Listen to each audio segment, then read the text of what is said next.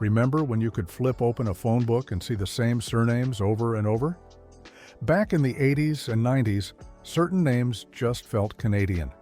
You'd see them on hockey rosters taped to arena glass, stitched onto mechanic coveralls at the garage, printed on store receipts from your Saturday shopping trip. Today we're diving into 20 forgotten Canadian surnames you never hear today. These weren't rare names, they were everywhere. Your teacher might have been a Gzowski, your neighbor down the street, an Eaton. The guy who fixed your furnace could have been a Stanfield, but somewhere between the phone book era and now, these names started to fade. The storefronts closed, the rosters changed, the directories went digital. So what happened to all those surnames that once felt like part of the furniture? Let's crack open that dusty phone book and find out. Eaton. If you grew up in Ontario before 1999, you knew Eatons, the green shopping bags, the catalog that landed on your doorstep twice a year, thick as a Bible. The Santa Claus parade rolling down Yonge Street every November, sponsored by the store that carried the family name in 12-foot letters across its downtown flagship. The surname Eaton wrote on that brand. You'd meet Eatons in real life, teachers, neighbors, kids on your street, and the name always felt familiar because you'd seen it 1,000 times on receipts, gift boxes, newspaper ads. The stores were in every major city. The name was in your ear constantly. But in 1999, Eaton's collapsed. The department store era was ending, big box retailers moved in, the green bags disappeared, the catalog stopped coming. And without those storefronts and jingles, the surname slipped out of daily conversation.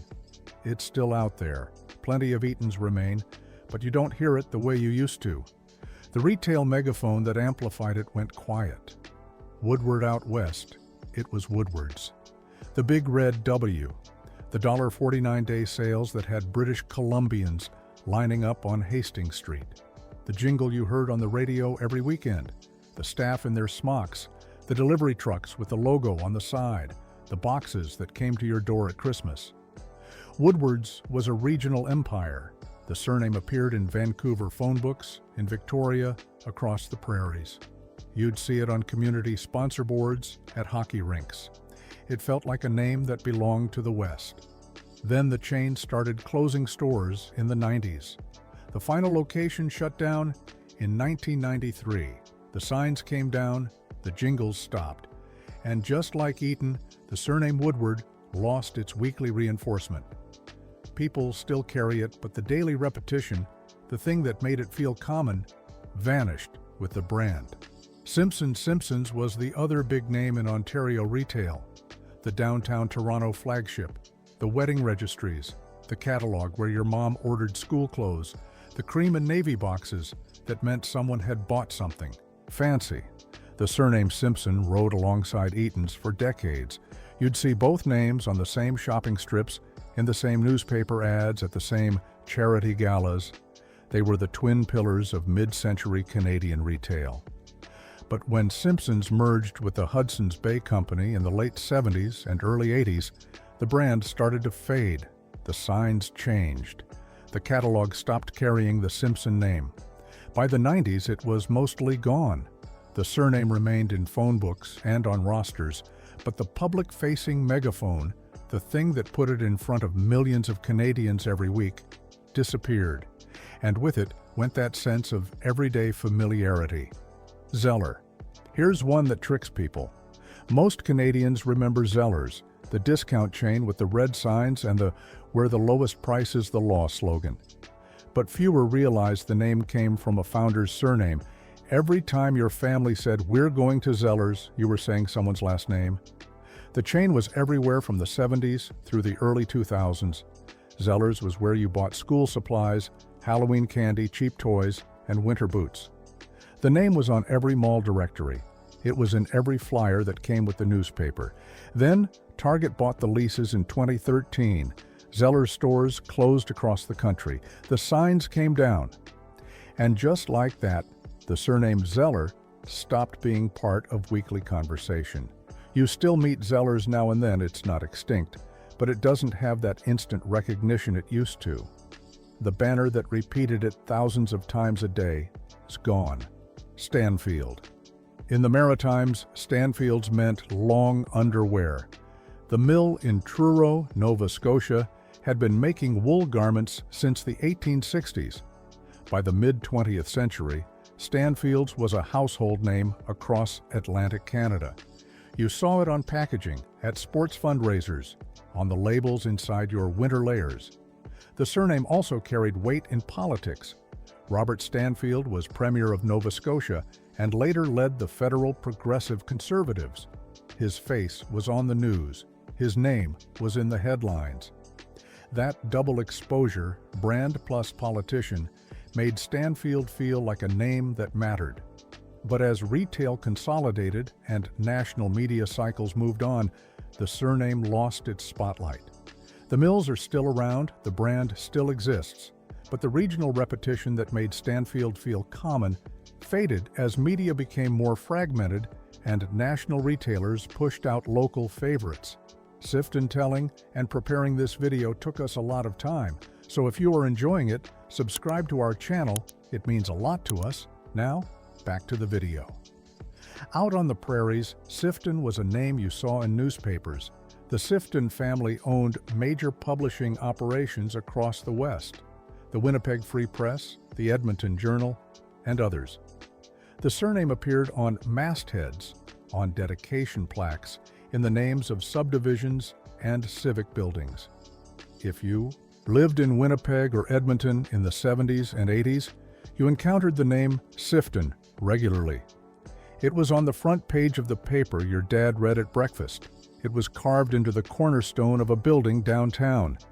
It felt like part of the civic furniture. But as ownership changed and new mastheads took over, the surname faded from public view. Papers got bought and sold. Dedications got old.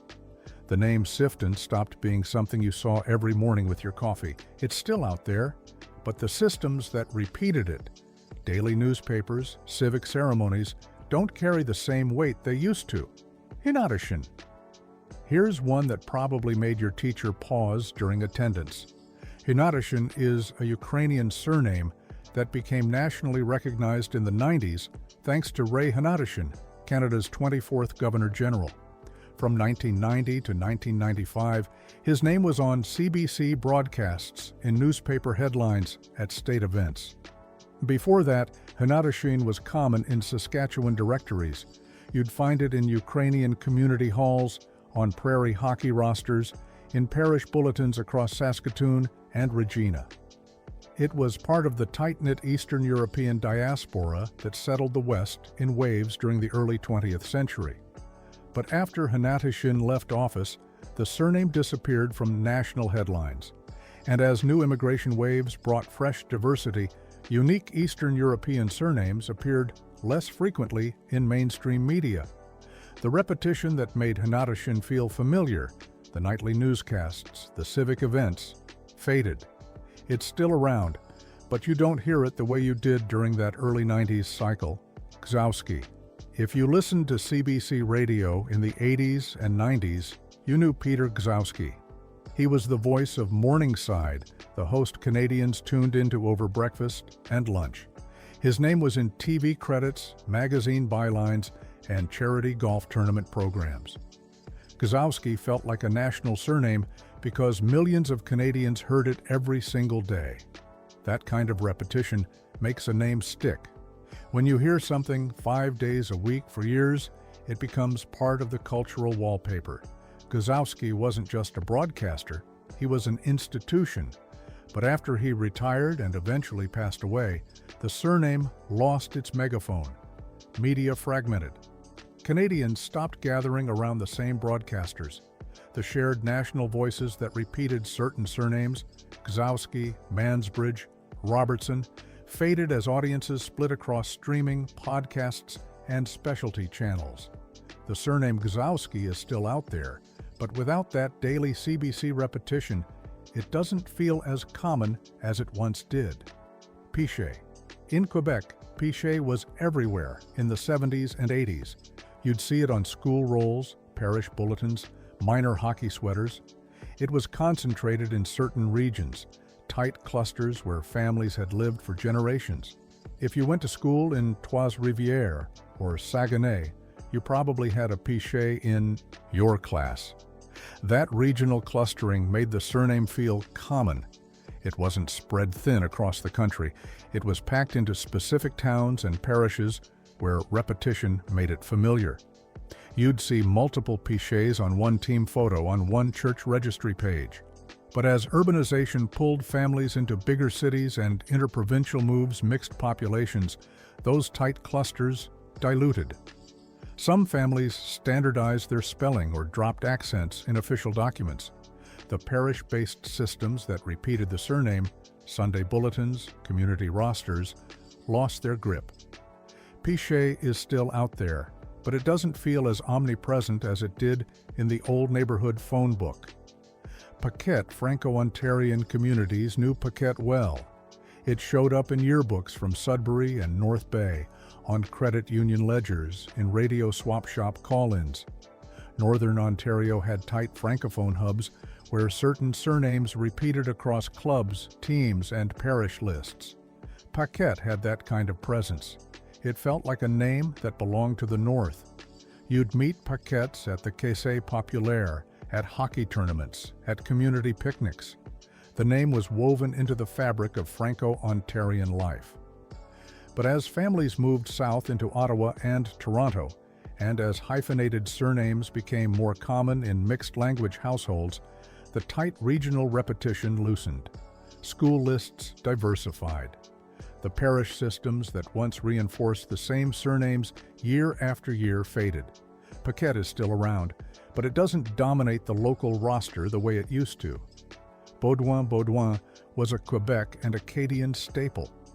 You'd see it painted in script on small-town storefronts, listed in phone books from Rimouski to Moncton, featured on co-op boards and Caisse Populaire membership lists. It was part of the Francophone surname landscape, familiar, common, easy to spot. But over time, spelling variations started to split the name. Some families wrote it Baudouin, others used Baudin. Official documents didn't always standardize. And as people moved from rural parishes into metro areas like Montreal and Quebec City, the tight clusters that made the surname feel omnipresent thinned out. The result? Baudouin didn't disappear, it just stopped feeling like a name you'd see on every block. The handwritten storefront signs came down, the parish lists went digital, and the surname blended into a broader, more diverse urban landscape. Ogilvy in Montreal, Ogilvy meant upscale retail, the store on St. Catherine Street, the striped gift wrap with the family crest, the boxes that held engagement rings, graduation watches, and anniversary gifts. The surname Ogilvy appeared in society pages, charity gala programs, and on the bags people carried out of the flagship location. That repetition made the name familiar.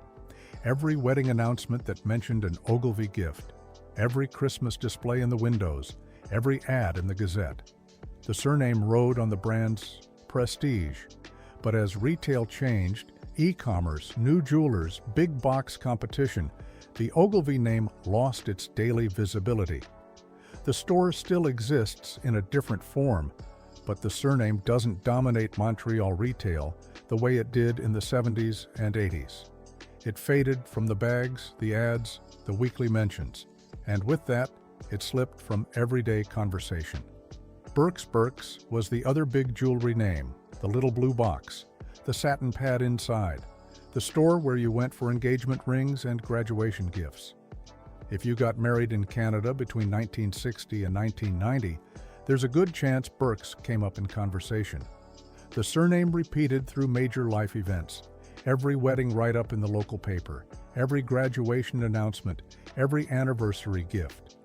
Burke's wasn't just a store, it was a ritual. And that ritual repetition made the surname feel common. But as e-commerce grew and new jewelers moved in, Burke's lost its monopoly on those milestone moments. Fewer people mailed formal announcements, fewer newspapers printed engagement notices. The rituals that repeated the surname, physical stores, printed announcements, shared traditions, faded. The name Burks is still around, but it doesn't feel as central to Canadian life as it once did. Papineau was everywhere in Quebec, but not because of people. It was a street name, a civic plaque, a chapter in your history textbook. Louis-Joseph Papineau, the 19th century patriot, left his surname scattered across the province in toponyms and monuments. But Papineau was also a real surname in Montreal phone books.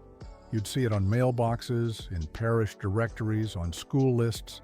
The combination, historical weight plus living families, made it feel common. It was stitched into both the landscape and the population.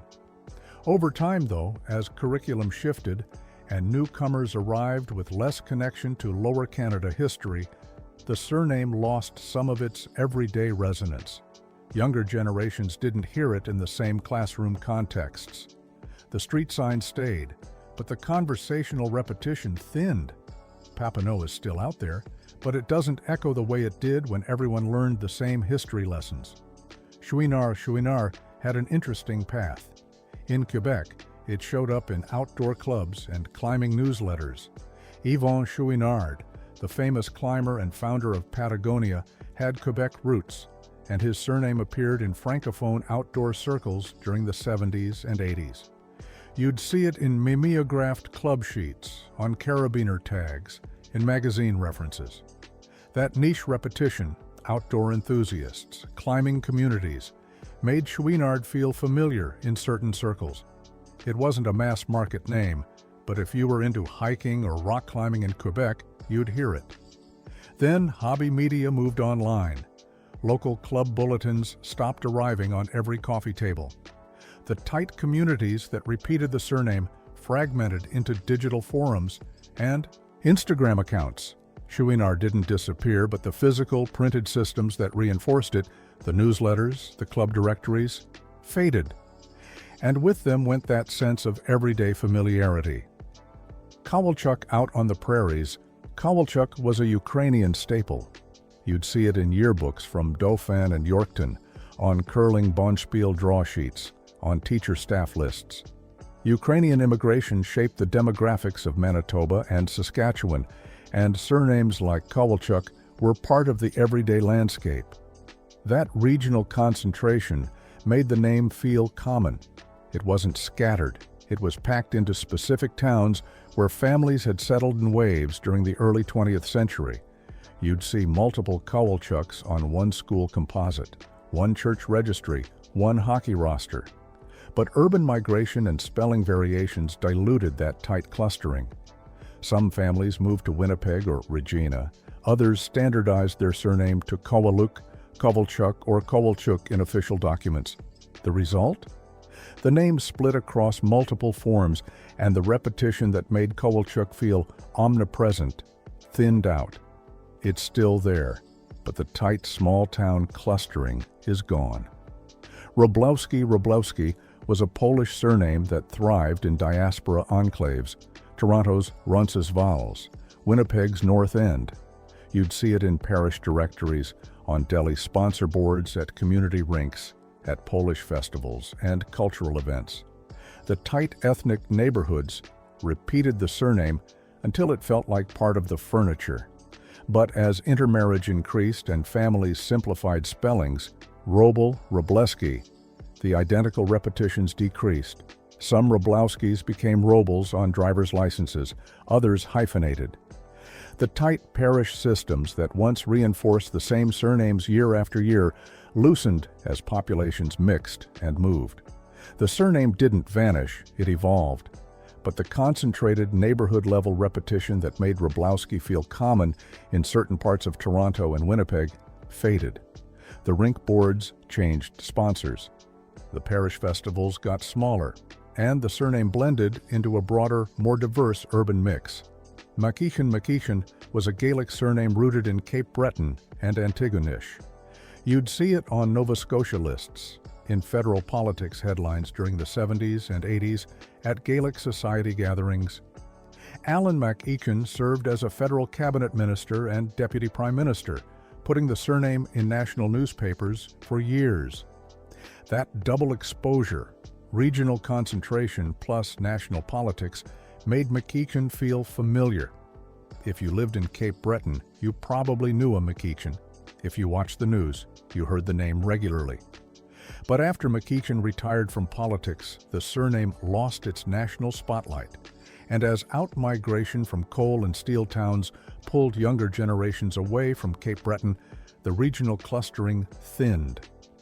The surname is still around, but it doesn't carry the same weight it did when it was on CBC newscasts and in every Sydney phone book. Lalonde was a Franco-Ontarian and Western Quebec favorite. You'd see it on minor league hockey cards, municipal staff rosters, and school lists from Hawkesbury to Hull. It was part of the Francophone surname network that stretched across the Ottawa Valley.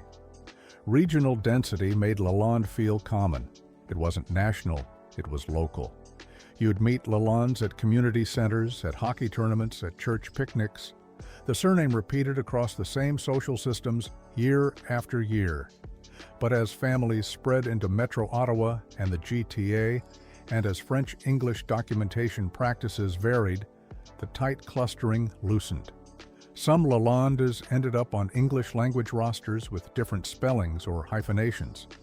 The parish-based repetition that once made the surname omnipresent in certain towns faded. Lalonde is still around, but it doesn't dominate the local hockey roster the way it used to. Desrochers closed out the list with a similar story. It was common in mid-century Quebec. Parish rosters, caisse paperwork, radio call-in shows. You'd hear it on CJMS during swap shop hours. You'd see it written on school supply labels in Shawinigan or Victoriaville. The surname repeated through the rhythms of small-town Quebec life. Church bulletins, credit union ledgers, community radio. Those systems reinforced the same names year after year, creating a sense of familiarity. But as populations moved from parishes into Metro Montreal and Quebec City, and as alternate spellings appeared, Desrochers, Desrochers, the names split in databases and official documents. The tight, repeated clustering that made Desrochers feel omnipresent thinned out. The radio shows went off the air. The parish systems lost their grip. And the surname blended into a broader urban landscape where repetition doesn't happen the way it used to. Thanks for watching. If this trip down memory lane brought back some good memories, hit that like button and subscribe for more Canadian nostalgia. We're digging into lost brands, forgotten stores, and the everyday things that made us who we are. Which surname from your old neighborhood phone book do you miss seeing? Drop it in the comments below. And remember, the past might be gone, but the memories, those stick around forever. See you in the next one.